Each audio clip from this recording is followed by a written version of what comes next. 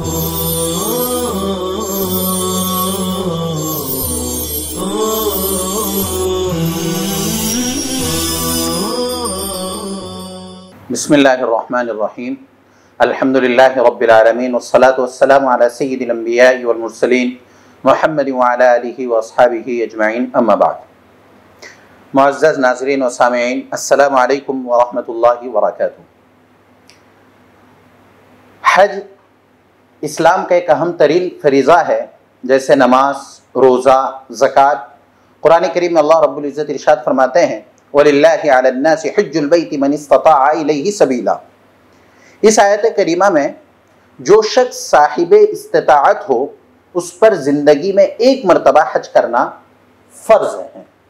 इसी तरह हज़रत इब्न उमर रज़ियल्लाहु तआला अन्हु की रिवायत है, बुनियल इस्लामु अला खम्सिन शहादति अल्ला इलाहा इल्लल्लाह व अन्न मुहम्मदर रसूलुल्लाह व इक़ामिस सलाह व ईताइज़ ज़कात वल हज व सौम रमज़ान। इस हदीस पाक में भी अरकान इस्लाम में से एक रुकन हज है। हज ये अरकान इस्लाम में से हैं, लिहाजा जो शख्स हज की फ़र्जियत का इनकार करे वो शख्स काफिर है, और जो शख्स इस्तिताअत होने के बावजूद हज ना अदा करे वो गुनहगार हैं। बहरहाल हज का महीना चल रहा है और इस मौके पर बहुत से हुज्जाज इकराम आज़िमीन हज के लिए तशरीफ़ ले जा रहे हैं, लेकिन चूँकि हज ज़िंदगी में एक मरतबा फ़र्ज़ होता है, इसलिए उसका तरीक़ा सीखना ये भी हमारे लिए ज़रूरी है। इसलिए कि हज एक बिल्कुल आशिकाना इबादत है और हज में ऐसे बहुत सारे अफ़आल किए जाते हैं जिसमें से कुछ फ़र्ज़ है, कुछ वाजिब है, कुछ मसनून अमाल हैं। फ़राइज़ अगर तर्क हो जाते हैं तो हज अदा ही नहीं होगा, वाजिबात तर्क हो जाते हैं, छूट जाते हैं तो दम लाजिम होता है। इसलिए हमें हज करना है, लेकिन हज से पहले हमें हज सीखना है। हज सीखिए फिर हज कीजिए। लिहाजा इसीलिए इशाअतुल उलूम ऑनलाइन की तरफ से ये पेशकश की जा रही है कि हम हज का मुख्तसर तरीक़ा आपको बताने की कोशिश करेंगे। तो सबसे पहले हम देखते हैं कि फ़र्ज़ियत हज किस पर फ़र्ज़ है। अगर कोई आज़ाद आक़िल बालिग़ मुसलमान जो सेहतमंद हो, तंदुरुस्त हो और हज करने पर कुदरत रखता हो और उसके पास ज़रूरियात ज़िंदगी के पूरा कर लेने नीज़ दौराने सफ़र हज यानी दौराने सफ़र हज अहलो अयाल के वाजिब खर्चे पूरे करने के साथ इस कदर ज़ायद रकम हो जिससे हज के ज़रूरी अखराजात पूरे हो सकते हो, तो ऐसे शख्स पर हज करना फ़र्ज़ है। अब जिस शख्स पर हज फ़र्ज़ हो जाता है तो वो कैसे हज के लिए जाएगा, इसके ज़रूरी सामान और इसी के साथ उसकी जो ज़रूरी कागजात वगैरह हैं, इसमें तो हर आदमी अपने तौर से तैयारी कर लेता है, लेकिन हज में जाने के बाद वहाँ पर किस तरह हज करना है, हज के अय्याम कौन कौन से हैं, हज के मकामात कौन कौन से हैं, ये हमें जानना है। लिहाजा हम इन्हें जानने की कोशिश करते हैं। सबसे पहले हम हज के अय्याम जान लेते हैं कि हज के अय्याम कितने हैं। तो हज के अय्याम ये कुल 5 हैं, 8 ज़ुल्हिज्जा से 12 ज़ुल्हिज्जा तक, यानी जिनमें हज के तमाम फ़राइज़ और वाजिबात को अदा किया जाता है। दूसरी चीज़ हज के मकामात कि हज कहाँ अदा किया जाता है, हज के फ़राइज़ और वाजिबात कहाँ कहाँ अदा होते हैं। तो उसमें हम देखते हैं कि सबसे पहले हज का जो मकाम है वो बैतुल्लाह है। ये हज का मकाम बैतुल्लाह, यहाँ पर जो असल है यहाँ पर तवाफ़ किया जाता है और हाजी हज करने से पहले अगर उम्रा करना चाहता है तो उम्रा भी यहीं होता है। तो सबसे अहम जगह ये बैतुल्लाह है। दूसरा मकाम सफ़ा और मरवा है।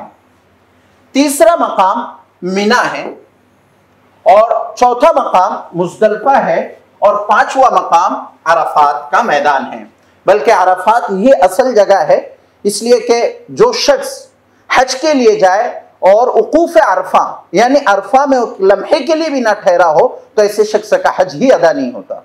इसलिए अरफात का ये मैदान ये हज के मकामात में बहुत ही अहम मकाम शुमार किया जाता है।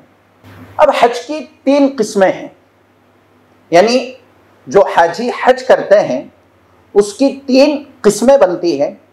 नंबर 1 हज किरान, नंबर 2 हज इफराद और नंबर 3 हज तमत्तु।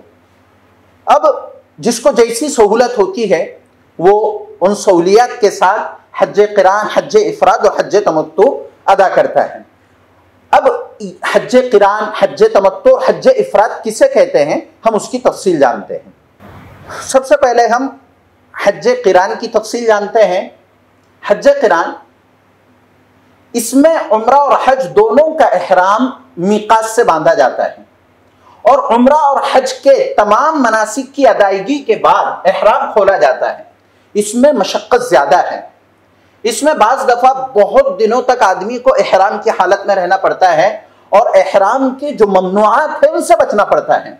इस पर यानी जो शख्स हज किरान करता है ऐसे शख्स पर कुर्बानी भी वाजिब होती है, क्योंकि आदमी उम्रा और हज दोनों का एहराम मीकात से बांध रहा है, तो उसको जब तक हज अदा नहीं हो जाता तब तक एहराम ही की हालत में रहना पड़ता है। इसलिए हज किरान ये इसमें मशक्क़त ज़्यादा होती है। हज की दूसरी किस्म हज तमत्तु, इसमें हाजी मीकात से सिर्फ उम्रे का एहराम बांध कर जाता है, मक्का पहुंचते ही पहले उम्रा करता है, यानी तवाफ और सफ़ा मरवा की सही करता है, उसके बाद अपने बाल कटवा कर एहराम से निकल जाता है और सिले हुए कपड़े पहन लेता है। फिर 8वीं ज़िलहिज्जा को हुदूद हरम से हज का एहराम बांधता है और हज के तमाम मनासिक यानी उसके फ़राइज़ वाजिबात अदा करता है। फिर 10वीं ज़िलहिज्जा को कुर्बानी करके एहराम से निकलता है। इसमें सहूलत है। हज इफराद, इसमें हाजी मीकात से सिर्फ हज का एहराम बांधता है और हज करने के बाद एहराम से निकलता है और इस पर कुर्बानी भी वाजिब नहीं। इन तीनों में से हज किरान सबसे अफजल है, इसलिए कि जनाब नबी करीम सल्लल्लाहु अलैहि वसल्लम ने हज किरान फरमाया है। लेकिन चूँकि हमारे दियार हिंद और हमारे अतराफ के करीबी ममालिक ये लोग हज तमत्तु अदा करते हैं, इसलिए हम कोशिश करेंगे कि हज तमत्तु का तरीक़ा बतलाया जाए। अब हज के जो 5 अय्याम हैं तो हम अय्याम यानी दिनों के एतबार से उनको जानने की कोशिश करते हैं। सबसे पहला दिन यानी हज का पहला दिन 8 ज़ुल्हिज्जा, इस दिन हमें क्या काम करने हैं? तो सबसे पहला काम तो यह है कि 8 ज़ुल्हिज्जा को हमको एहराम बांधना है। अब जिन लोगों ने हज इफराद या किरान का एहराम बांधा हो वो पहले ही से एहराम की हालत में होंगे, लेकिन जो लोग तमत्तु का इरादा रखते हो उनको आज एहराम बांध लेना है। एहराम मक्का ही से बांध ले और एहराम बांधने से पहले अच्छी तरह साफ सफाई कर ले, गुस्ल कर ले। गुस्ल करने के बाद एहराम की दोनों चादरें पहन ले। दोनों चादरें पहनने के बाद आदमी 2 रकात नमाज अदा करे और सर ढककर ये नमाज अदा करे और फिर सर खोल कर अल्लाह ताला से दुआ करे। अपने अल्फाज में अगर दुआ करना चाहे तो अपने अल्फाज में दुआ कर सकते हैं कि अल्लाह मैं हज की नीयत से आया हूँ, हज अदा कर रहा हूँ, अल्लाह ताला तो इसको कबूल फरमा। और अगर मसनून दुआएं या अरबी दुआएं याद हो तो वो दुआएं हम पढ़ने की कोशिश करें। अब जब हमने एहराम बांध लिया तो आज हमें एहराम बांधने के बाद 3 काम करने हैं।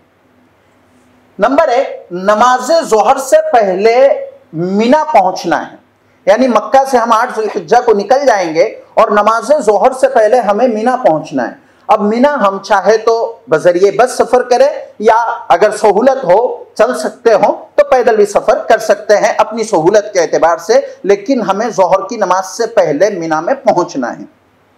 दूसरी चीज़, ज़ुल्हिज्जा को यानी 8 उसी दिन 8 ज़ुल्हिज्जा को ज़ोहर, असर, मगरिब, इशा और 9 ज़ुल्हिज्जा की फजर की नमाजें हमें मिना में अदा करना है। ये 4 नमाजें 8 ज़ुल्हिज्जा की और 9वीं ज़ुल्हिज्जा की फजर की नमाज भी हमें मिना में अदा करना है। जो लोग मिना को निकलने से कम 15 दिनों पहले मक्कतुल मुकर्रमा आ गए थे वो मिना अरफात वगैरह में ज़ोहर, असर और इशा 4 रकात अदा करेंगे और जो लोग इतने दिनों पहले नहीं आ सके थे वो 2-2 रकात नमाज अदा करेंगे। लेकिन अगर मुकीम इमाम के पीछे हम नमाज अदा कर रहे हैं तो 4 रकात पूरी अदा करेंगे। फिर तीसरा अमल यह है कि 8 जुल्हिज्जा को दिन गुजार कर जो रात आती है, जो शब आती है, वो रात हमें मिना में ही गुजारना है। ये 8 जुल्हिज्जा के आमाल थे जो हमें करना है। अब मिना में जब हम क़ियाम कर रहे हैं तो इस दौरान हमें तलबिया यानी लब्बैक अल्लाहुम्मा लब्बैक ला शरीक लक लब्बैक इन्नल हम्द वन निअमत वल मुल्क ला शरीक लक, ये तलबिया हमें बार बार पढ़ना है। साथ में दुआ और जिक्र वगैरह में मशगूल रहना है।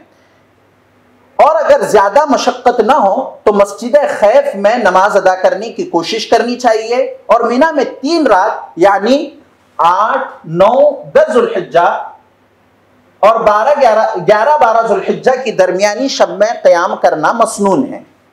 हज का दूसरा दिन 9 जुल्हिज्जा, यह हज का असल दिन है। आज दिन में 3 काम करने के हैं। नंबर 1, आफताब निकलने के बाद मिना से अरफात के लिए निकलना। नंबर 2, जवाल के बाद से गुरूब आफताब तक अरफात में ठहरना। और नंबर 3, अगर मस्जिद नबवी में जमात से नमाज अदा करने का मौका मिले तो जोहर और असर को एक साथ अदा करना है। यहां हमें 3 काम करने हैं। नंबर 1, आफताब के यानी आफताब निकलने के बाद मिना से अरफात के लिए निकलना है। आफताब निकलने से पहले, तुलुए आफताब से पहले हम मिना के लिए नहीं निकले। दूसरी चीज है कि जवाल के बाद से गुरूब आफताब तक अरफात में ठहरना है। गुरूब आफताब से पहले हम हरगिज अरफात के मैदान को न छोड़े। अगर गुरूब आफताब से पहले अरफात का मैदान छोड़ देते हैं तो दम लाजिम आता है। इसलिए हमें आफताब गुरूब होने के बाद वहां से निकलना है। और आफताब गुरूब होने के बाद फिर ज्यादा देर भी हमें वहां नहीं ठहरना है। और तीसरा, नमाज बाजमात अदा करने का मौका अगर मिलता है तो जोहर और असर को एक साथ अदा करना है। लेकिन अगर हम जोहर और असर को एक साथ मस्जिद नमाज बाजमात अदा नहीं कर रहे हैं तो इसी सूरत में अपने खैमों में जोहर को जोहर के वक्त में और असर को असर के वक्त में अदा करें। अरफात के मैदान में एक चीज़ हमें ख़ास ये तवज्जो देनी है कि हमें अरफात ही में क़ियाम करना है। अरफात का जो इलाका है, अरफात का जो मैदान है, उसकी जो हुदूद है, उससे बाहर अगर हम क़ियाम करते हैं या उससे दूर जाकर कहीं ठहरते हैं तो अरफात का क़ियाम नहीं माना जाएगा और वक़ूफ़ अरफा जो फ़र्ज़ है वो अदा नहीं होगा। और वक़ूफ़ अरफा यानी अरफात के मैदान में कहीं भी ठहर सकते हैं, कहीं भी क़ियाम कर सकते हैं, लेकिन अगर जबल रहमत के करीब मौका मिल जाए तो वहाँ जाकर हम ठहरे। और यहाँ पर भी हम खूब अल्लाह ताला से दुआएं करें, ज़िक्र अस्कार में मशगूल रहे और इमाम साहब जो खुतबा देते हैं उस खुतबे को सुने। और जो दुआएं हमें पढ़नी है तो जो दुआएं हम अपनी ज़बान में मांग सकते हो अपनी ज़बान में मांगे या मसनून दुआओं का एहतमाम करें। अल्लाहुम्मा जअल फ़ी क़ल्बी नूरा व फ़ी समई नूरा व फ़ी बसरी नूरा अल्लाहुम्मा इश्रह ली सदरी व यस्सिर ली अमरी। और एक ख़ास वजीफ़ा ला इलाहा इल्लल्लाह वहदहू ला शरीक लहू लहुल मुल्कु व लहुल हम्दु युहयी व युमीत व हुवा अला कुल्लि शैइन क़दीर। इसी तरह सूरह इखलास 100 मरतबा या उससे ज़ायद मरतबा पढ़े। दुरूद इब्राहीम का कथरत से एहतमाम करें। ये अरफात के दिन के ख़ास अमाल है, इस पर हमें ख़ास तवज्जो देने की ज़रूरत है कि अरफात के मैदान ही में हमारा क़ियाम हो। वहाँ बड़े बड़े बोर्ड चस्पा है कि अरफात के मैदान की जो हुदूद है वो बतलाई जाती हैं। 9 ज़ुल्हिज्जा का दिन गुजार कर जो शब के अमाल हैं उसमें ज़ुल्हिज्जा को आफताब गुरूब होने के बाद 4 काम करने हैं। एक तो दिन के जो काम थे वो बतलाए गए, रात के जो काम हैं उसमें सबसे पहले आफताब डूबने के बाद अरफात से मुज़दलिफ़ा के लिए निकलना है। अभी बतलाया गया कि गुरूब आफताब के बाद ही निकले। नंबर 2, पूरी शब बल्कि 10 ज़ुल्हिज्जा को तुलूए आफताब से कुछ पहले तक के औक़ात का मुज़दलिफ़ा में गुजारना। नंबर 3, मुज़दलिफ़ा में आकर ही मगरिब व इशा की नमाज अदा करना और इशा के वक्त मगरिब व इशा को जमा करना। और नंबर 4, मुज़दलिफ़ा में तीनों दिनों की रमी के लिए 49 अदद कंकरियों को चुन लेना। ये 49 अदद इसलिए कि 3 दिन, अगर 13वीं ज़ुल्हिज्जा के भी हम कंकरी मारते हैं जो एक मसनून अमल है, तो ये कुल अदद 70 कंकरियाँ होती हैं। अब इनमें सबसे अहम चीज़, 2 चीज़ें हमको यहाँ समझना है। एक तो ये कि पूरी शब 10 ज़ुल्हिज्जा को तुलो आफ्ताब से कुछ पहले तक का औकात का मुज़दलिफ़ा में गुजारना। अब ये औकात गुजारना कैसे होगा? तो हमें रात में जागना है, ये मसनून अमल है। इसी तरह रात में जागकर खूब ज़िक्र व दुआ में मशगूल रहना है। जनाब मोहम्मद रसूलुल्लाह सल्लल्लाहु अलैहि वसल्लम पूरी रात जागे, आपने दुआएं फरमाई, ज़िक्र व अस्कार में मशगूल रहे। लिहाजा हम भी इस रात में ख़ास तौर पर जागने का एहतमाम करें और ज़िक्र व दुआ में मशगूल रहें। दूसरी चीज़ ये कि मुज़दलिफ़ा में आकर ही मगरिब व ईशा, ये दोनों नमाजें हमको एक साथ अदा करना है, और इस तरह अदा करना है कि इन दोनों नमाज़ों के लिए एक ही अज़ान और एक ही इक़ामत कही जाएगी। और मगरिब की नमाज के बाद, हम जब मगरिब की नमाज अदा कर रहे होंगे, उसके बाद हम सुन्नत नवाफिल नहीं पढ़ेंगे, बल्कि मगरिब के बाद ईशा की नमाज अदा करेंगे। और ये रात में गुरूब आफ्ताब के बाद हम यहाँ से निकले हैं मुज़दलिफ़ा में जाने के लिए, तो ईशा की नमाज के वक्त में हमको दोनों नमाज़ें अदा करना है। और जितना भी वक्त हो जाए, जितनी भी ताख़ीर हो जाए, दोनों नमाजें हमें एक साथ यानी मगरिब और ईशा की अदा करना है। और फिर मगरिब और ईशा के दरमियान सुन्नत नवाफिल वगैरह नहीं पढ़ना है, वितर नहीं पढ़ना है, बल्कि जब नमाज हो जाए मगरिब और ईशा की नमाज बाजमात, उसके बाद अब हम सुन्नतें पढ़ें, नवाफिल पढ़ें और वितर की नमाज अदा करते रहें। और चौथा अमल ये था कि मुज़दलिफ़ा में तीनों दिनों की रमी के लिए 49 अदद कंकरियाँ चुन लेना है। हज का तीसरा दिन 10 ज़ुल्हिज्जा। 10 ज़ुल्हिज्जा को आपको 6 काम करने हैं। नंबर 1, सुबह तुलू होने से अच्छी तरह रोशनी फैल जाने तक मुज़दलिफ़ा में ठहरना और दुआ में मशगूल रहना। यहाँ से हमें जल्दी नहीं करना है, बल्कि सुबह तुलू होने से अच्छी तरह रोशनी फैल जाने तक मुज़दलिफ़ा में ठहरना है और दुआ में मशगूल रहना है। नंबर 2, तुलू आफ्ताब से पहले मुज़दलिफ़ा से मिना के लिए रवाना हो जाना। 2 रकात के बक़दर तुलू आफ्ताब से पहले हम निकल जाएं। मिना में आखिरी जमरा, जिसको बड़ा शैतान कहते हैं, उसको 7 कंकरियाँ मारना है, और ये मारने का हुक्म है। आप यहाँ पर देख सकते हैं कि ये जो निशान बना हुआ है, तो यहाँ कंकर हमें मारना है। ऐसे 7 के 7 कंकरियाँ हम अगर वहाँ जाकर डाल देते हैं, तो इसे कंकरियाँ मारना नहीं कहा जाएगा, बल्कि फेंकने की हालत और फेंकने की कैफियत मालूम होनी चाहिए। और 7 कंकरियाँ अलग अलग मारना है, और जो हाजी है वो खुद मारे, दूसरे किसी के ज़रिए से ये कंकरियाँ मारना सही नहीं है, किसी की नियाबत इसमें सही नहीं है। हाँ, अगर बहुत माजूर है तो ऐसी हालत में गुंजाइश है, लेकिन अगर थोड़े भी उसके अंदर इस्तिताअत है कि वो खुद मार सकता हो, तो वो खुद मारे। और फिर ये कंकरियाँ मारने के बाद, आज मिना में जो हम आखिरी जमरे पर 7 कंकरियाँ मार रहे हैं, इसके बाद हमें वहाँ खड़े रहकर दुआ नहीं करना है। आगे जो कंकरियाँ मारने का जमरा उला और उस्ता का हुक्म है, वहाँ खड़े रहकर दुआ करना है। लेकिन आज के दिन हमें यहाँ कंकरियाँ मारने के बाद कुर्बानी करना है, और कुर्बानी करने के बाद हमें बाल मुड़ाना है, और बाल मुड़ाने के बाद मक्का जाकर तवाफ़ ज़ियारत करना है। अब यहाँ पर एक चीज़ और ख़ास तौर पर हमें तवज्जो देने की ज़रूरत है कि इन तीनों आमाल में तरतीब ज़रूरी है। यानी सबसे पहले मिना में आखिरी जमरा, जिसको बड़ा शैतान कहते हैं, पर 7 कंकरियाँ मारना है। तो पहले ये अमल होगा कि हम जमरे पर जाकर 7 कंकरियाँ मारें। दूसरा अमल ये कि हमको कुर्बानी करना है, और ये कुर्बानी हुदूद हरम में करना है। हुदूद हरम से बाहर हम ये कुर्बानी नहीं कर सकते हैं। अब ये कुर्बानी करने का एक तरीक़ा तो ये है कि आदमी ख़ुद से करे। अगर ख़ुद से करता है तो बहुत अच्छी बात है, लेकिन अगर ख़ुद से नहीं कर सकते हैं तो जो सरकारी और गैर सरकारी इदारे वहाँ काम करते हैं, उनके ज़रिए से भी हम कुर्बानी करवा सकते हैं, लेकिन वो मोतबर होने चाहिए। कोई शख्सी यानी कोई एक शख्स आए और यूँ कहे कि हम आपकी तरफ से कुर्बानी अदा कर देते हैं, तो ऐसे शख्स को नहीं देना चाहिए। हाँ, ऐसा अगर कोई अमल हो कि एक आदमी 8-10 लोगों की कुर्बानी के पैसे जमा कर कर खुद इनमें से किसी 1-2 लोगों को अपने साथ ले जाकर कुर्बानी कराता है तो फिर हम कुर्बानी करा सकते हैं।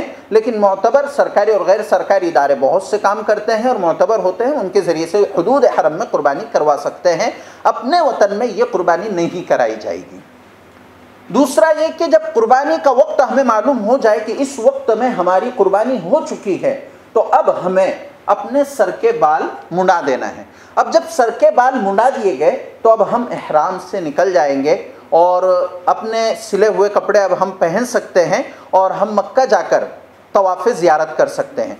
तो हालत इहराम में से तो हम हालत इहराम से तो निकल गए, सिले हुए कपड़े हमने पहन लिए, लेकिन यहाँ पर एक चीज़ ख़ास तवज्जो देने की ज़रूरत है कि तवाफ़ ज़ियारत अगर हमने नहीं किए हैं तो हमारे लिए अपनी बीवी अभी हलाल नहीं हुई। 10, 11 और 12 ज़ुल्हिज्जा को गुरूब आफ्ताब से पहले हमें तवाफ़ ज़ियारत करना ज़रूरी है। अगर तवाफ़ ज़ियारत इन औक़ात में हमने अदा नहीं किए तो उसके बाद भी कर सकते हैं, लेकिन दम लाजिम होगा। इससे पहले अगर हम अदा कर लेते हैं तो तवाफ़ ज़ियारत अदा हो जाएगा और कोई दम लाजिम नहीं होगा। तो कोशिश करें कि 10 ज़ुल्हिज्जा ही को मक्का जाकर तवाफ़ ज़ियारत कर ले। 10 को अदा नहीं कर सकते तो 11 को कर ले, 11 को अदा नहीं कर सकते हैं तो 12 को, लेकिन गुरूब आफ्ताब से पहले तक। जब तक तवाफ़ ज़ियारत नहीं होगा तब तक के बीवी शोहर के लिए हलाल नहीं होगी। हज का चौथा दिन 11 ज़ुल्हिज्जा। 11 ज़ुल्हिज्जा को मिना में दुआ और ज़िक्र का एहतमाम करना चाहिए। रात मिना में गुजारनी चाहिए, ये सुन्नत है। उस दिन का खुसूसी अमल तीनों जमरात पर रमी करना है। तरतीब ये होगी कि पहले जमरे ऊला पर, फिर दरमियानी जमरे पर और आखिर में आखिरी जमरे पर रमी की जाए। मिना से मक्का की तरफ आते हुए पहले जो जमरा मिलता है वो जमरा ऊला है, उसके बाद उस्ता है और मक्का की तरफ से पहला जमरा उक़बा है। आजकल इन जमरात पर बहुत नुमाया बोर्ड लगे हुए हैं, उसके ज़रिए से हम पहचान सकते हैं कि उला उस्ता कौन सा है। हर जमरे पर हमें 7 कंकरियाँ इस तरह से फेंकनी है जिस तरह से कि कल आखिरी जमरे पर फेंकी गई थी। अलबत्ता आज पहले और दरमियानी जमरे पर कंकरियाँ फेंकने के बाद थोड़ा किनारे होकर हम दुआ वगैरह में मशगूल हो जाए और आखिरी जमरा उक़बा पर रमी के बाद दुआ नहीं करनी चाहिए। और कंकरी मारने में भी इससे पहले भी बतलाया गया कि हमें फेंकना है। दूसरा यह कि हमें कंकरी या मिट्टी ही की जिन्स मारना है। ऐसी कोई चीज़ कि हम वहाँ पर चप्पल फेंक कर मार दें या कोई दूसरी चीज़ जो मिट्टी की जिन्स से ना हो, अगर उन चीज़ों से हम फेंक कर मारते हैं तो उससे कंकरी मारने का हुक्म अदा नहीं होगा। और दूसरे कि ऐसी चीज़ें करने से बहुत सारे लोगों को तकलीफ़ भी पहुंचती है, इसलिए हम सिर्फ कंकरियों का ही एहतमाम करें। रमी के औक़ात सुबह से ज़वाले आफ्ताब तक। इमाम अबू हनीफ़ा रहमतुल्लाह अलैह के कौल के मुताबिक इस वक्त 11-12 ज़ुल्हिज्जा को भी रमी की जा सकती है, अलबत्ता बिला उज़्र ऐसा करना मकरूह है। ज़वाल से गुरूब आफ्ताब इस वक्त रमी करना ये अफजल है और गुरूब आफ्ताब से तुलुए सुबह यानी 12 ज़ुल्हिज्जा इस वक्त उज़्र हो तो रमी बिला कराहत जायज़ है, लेकिन बिला बगैर किसी उज़्र के इस वक्त अगर रमी की जाती है तो फिर मकरूह है। अगर आज रमी न कर पाया तो 12 को 11 की भी रमी करेगा और ताख़ीर की वजह से दम देना होगा। इसलिए जो उसका वक्त है और जो अफजल वक्त है यानी ज़वाल से गुरूब आफ्ताब तक, इसी वक्त में उसे अदा करने की कोशिश करना चाहिए जो अफजल है। हज का 5वां और 6ठा दिन यानी 12 और 13 ज़ुल्हिज्जा। 12 ज़ुल्हिज्जा को भी रमी वगैरह के अहकाम और औक़ात वही है जो 11 ज़ुल्हिज्जा के हैं। अलबत्ता अगर 13 ज़ुल्हिज्जा के क़ियाम का इरादा न हो तो बेहतर है कि आज रमी करके गुरूब आफ्ताब से पहले ही हुदूद मिना से बाहर निकल जाए। अगर 13 ज़ुल्हिज्जा की सुबह मिना में तुलू हो गई तो 13 ज़ुल्हिज्जा को भी रमी करना वाजिब हो गई और रमी किए बगैर निकल जाए तो दम देना होगा। ये इमाम अबू हनीफ़ा रहमतुल्लाह अलैह के मसलक पर है। दूसरे फ़ुक़हा के नज़दीक मिना में आफ्ताब गुरूब हो गया तो अब मिना से निकलना मकरूह है और 13 ज़ुल्हिज्जा की रमी वाजिब है। इसलिए जो लोग 13 को रमी के लिए रुकना नहीं चाहते हों तो वो दोबारा तो वो 12 को गुरूब आफ्ताब से पहले ही निकल जाए। उनके लिए 13 जुल्हिज्जा को मिना में रुकना ज़रूरी नहीं, रुक कर रमी कर ले तो ज़्यादा बेहतर है और सवाब है। हनफिया के नज़दीक अगर कोई शख्स 13 को रुक गया तो उस दिन ज़वाल आफ्ताब से पहले भी रमी कर सकता है। लेकिन कोशिश ये करना चाहिए कि अगर हम 13 को रुक रहे हैं तो ये सुन्नत जो आम तौर पर अब 13 जुल्हिज्जा को कंकरियाँ नहीं मारी जाती है, तो हम एक सुन्नत को ज़िंदा करने की नीयत से 13 को अगर वहाँ रुक जाए और तीनों जमरात पर कंकरियाँ मार लें तो एक सुन्नत का सवाब हमें मिल जाएगा। तवाफ़े विदा, यानी जब हम 12 जुल्हिज्जा को गुरूब आफ्ताब से पहले मक्का के लिए आ रहे हैं या 13 जुल्हिज्जा को रमी जमरात के बाद आ रहे हैं, तो अब हमें तवाफ़े विदा करना है। विदा के माना रुखसत के हैं, यानी तवाफ़े विदा का मतलब ये है कि बैतुल्लाह शरीफ से अब रुखसत और फिराक और जुदाई का वक्त है, लिहाजा ऐसे मौके पर हमें आखिरी में एक तवाफ़ करना है। इस तवाफ़ को तवाफ़े विदा कहते हैं और इसका कोई ख़ास वक्त मुकर्रर नहीं है। बेहतर यह है कि जिस वक्त हम मक्का शरीफ को छोड़कर जा रहे हों, मक्का से निकल रहे हों, उस वक्त अगर हम ये तवाफ़ करते हैं तो ये ज़्यादा बेहतर है। हज की पूरी अदायगी के बाद, फ़राइज़ वाजिबात के अदा करने के बाद हमें जो एक तवाफ़ है ये अदा करना है और इस तवाफ़ में हमें सई नहीं करना है। काबतुल्लाह के साथ हमें काबतुल्लाह के साथ चक्कर लगाने हैं, उसके बाद तवाफ़ की 2 रकातें पढ़ लें, फिर सैर होकर जमजम पिए, मुल्तज़म पर जाए, वहाँ जाकर दुआ करे, ये कबूलियत की जगह है। और यहाँ आकर अपना चेहरा और सीना दीवार से लगाकर खूब गिरिया वज़ारी के साथ अल्लाह ताला से दुआ करे और बैतुल्लाह से फिराक में यानी बैतुल्लाह की जुदाईगी में हज़ीन व गमगीन हो और फिर मस्जिद हराम से बाहर आए। बल्कि कोशिश करे कि गुनहगार आँखों से हसरत व अफसोस के चंद आंसू भी टपक जाए कि अल्लाह ने ये मौका ता फरमाया था, और अल्लाह ताला से आइंदा आने की भी दुआएं करते रहे कि अल्लाह ताला शर्फ़ कबूलियत के साथ हमें बार बार यहाँ बुलाते रहें। अब इस मौके पर हमें जो तवाफ़ करना था, तवाफ़े विदा, इससे पहले जो तवाफ़े ज़ियारत वो तो फ़र्ज़ है, ये तवाफ़े विदा ये भी जो वाजिब था ये भी अदा हो गया। अब हज के तमाम अरकान यानी फ़राइज़ वाजिबात ये सब अदा हो गए हैं। अब मक्कतुल मुकर्रमा से चाहे तो हज से पहले मदीना शरीफ जाना है या हज के बाद मदीना शरीफ जाना है, इसलिए कि जनाब मोहम्मद रसूलुल्लाह सल्लल्लाहु अलैहि वसल्लम के क़ब्र अथर और आप सल्लल्लाहु अलैहि वसल्लम की ज़ियारत करना है, क़ब्र अथर की ज़ियारत करना है, वहाँ जाकर दुरूद सलाम का एहतमाम करना है, अपनी तरफ से अपने अहलो अयाल आइज़ा व अक़ारिब और दोस्त अहबाब की तरफ से वहाँ सलाम पेश करना है। और कोशिश करना चाहिए कि मस्जिद हराम में एक साथ 40 नमाज की अदायगी हमारी तरतीब के साथ हो जाए और मदीनतुल मुनव्वरा में जब तक हमारा क़याम रहे कथरत से दुरूद शरीफ का एहतमाम करें। वहाँ सहाबा किराम रिज़वानुल्लाहि ताला अलैहिम अजमईन की क़ब्रें हैं, वहाँ जाए। इसी तरह से मस्जिद नबवी में ज़्यादा से ज़्यादा वक्त गुजारने की कोशिश करें और हमारी तरफ से ये कोशिश होनी चाहिए कि हम मस्जिद नबवी और मदीना शरीफ की किसी भी चीज़ को कभी भी बुरा भला ना कहें। अब हमें यहाँ 2 वजाहतें करनी। पहली ये कि हज की कुर्बानी को हदी कहा जाता है और माली कुर्बानी को उज़हिया कहते हैं, ये दोनों अलग अलग हैं। जो हाजी हज से पहले मक्कतुल मुकर्रमा में 15 दिन मुकीम हो गया और साहिब निसाब हो, और जो हज के लिए जा रहा है तो उमूमन यानी गालिब यही है कि वो साहिब निसाब होगा, लिहाजा उस पर उज़हिया यानी माली कुर्बानी भी वाजिब होगी। और ये जो कुर्बानी है, एक हज की कुर्बानी हदी वाली और एक माली कुर्बानी, तो माली कुर्बानी अपने मुल्क में भी करवाई जा सकती है, लेकिन हज की जो कुर्बानी होती है वो हुदूद हरम ही में करना ज़रूरी है। दूसरी वजाहत कि जिस्म के किसी भी हिस्से से खून वगैरह निकलने से एहराम पर कुछ असर नहीं पड़ता। एहराम की चादर अगर नापाक हो जाए तो उसको उतार कर धोया भी जा सकता है। हालत एहराम में अगर एहतलाम वगैरह हो जाए तो उससे भी एहराम फासिद नहीं होता। जो हाजी किसी भी तरह खुद रमी कर सकता है, चाहे बूढ़ा हो या औरत हो, उस पर खुद रमी करना वाजिब है, कुछ किसी दूसरे को वकील बनाना जायज़ नहीं, जैसे कि पहले भी बतला दिया गया। इल्ला ये कि खुद ना जा सकता हो, ना दूसरा कोई उसे वहां व्हील चेयर वगैरह पर ले जाने वाला हो, तो फिर ऐसा शख्स किसी दूसरे को वकील बना सकता है।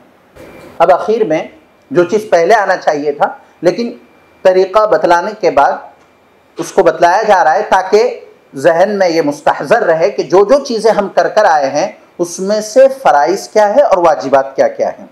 तो फ़राइज़ में इहराम, वक़ूफ़ अरफ़ा, इहराम नीयत वगैरह के साथ, वक़ूफ़ अरफ़ा यानी अरफ़ात में ठहरना, तवाफ़ ज़ियारत करना, और बाज़ उलमा इकराम ने सई को भी हज के फ़राइज़ में शुमार किया है। दूसरे हज के वाजिबात हैं, यानी मीक़ात से इहराम के बग़ैर न गुज़रना। कोई भी आदमी, जो शख्स बैतुल्लाह का सफ़र करे, चाहे वो किसी भी गरज से हो, अगर वो हुदूद हरम से बाहर का है तो उसे मीक़ात से इहराम बांधना ज़रूरी है।